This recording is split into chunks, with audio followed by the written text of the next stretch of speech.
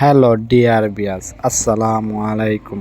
দেশ ও দেশের বাড়ি থেকে যারা আমাদের ভিডিওটি সম্পূর্ণ দেখেন তাদেরকে আন্তরিক শুভেচ্ছা ও অভিনন্দন জানিয়ে আজকেও আপনাদের মাঝে একটি গুলশা মাছের পোনা নিয়ে হাজির হলাম। তা বিয়াস, সম্পূর্ণ ভিডিওটি কেউ কেটে কেটে দেখবেন না, সম্পূর্ণ ভিডিওটি দেখবেন। বিয়াস, এটি আপনার স্ক্রিনে লক্ষ্য করে দেখতে পারছেন, এটি গুলশা মাছের পোনা।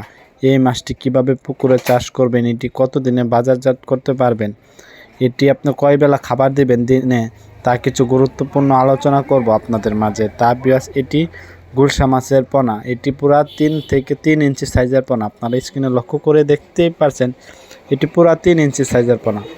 এই গুলশা মাছটি বাজারে ভালো মানের দাম রয়েছে। এই মাছটি পুকুরে চাষ করতে হলে পুকুর ভালোভাবে প্রস্তুত করে নিতে হবে। যেমন পুকুরে শুকিয়ে চুন প্রয়োগ করতে হবে, তারপরে পুকুরে পানি ঢোকাতে হবে।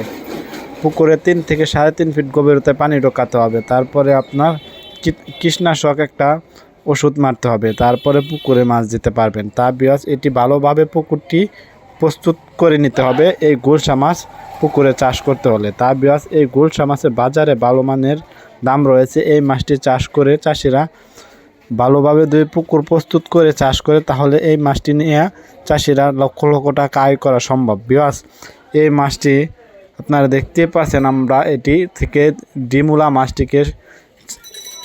মাছটিকে বাছাই করে আমরা এখান থেকে ডিম সংগ্রহ করি।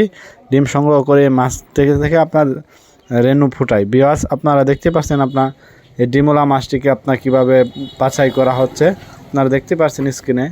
একটা করে ডিমুলা যে মাছগুলো, এগুলো চেক করে এক একটা অন্য জায়গায় থাওয়া হচ্ছে। বিয়াস, যারা এই গুলশা মাছ নিয়ে চাষ করতে আগ্রহী তারা অবশ্যই আমাদের স্ক্রিনে দেওয়া নাম্বারে যোগাযোগ করে পরামর্শ করে এই মাছটি আপনার অল্প দিনে চাষ করে চাষিরা লাভবান হতে পারবেন। বিয়াস, আজকের ভিডিওটি এ পর্যন্ত।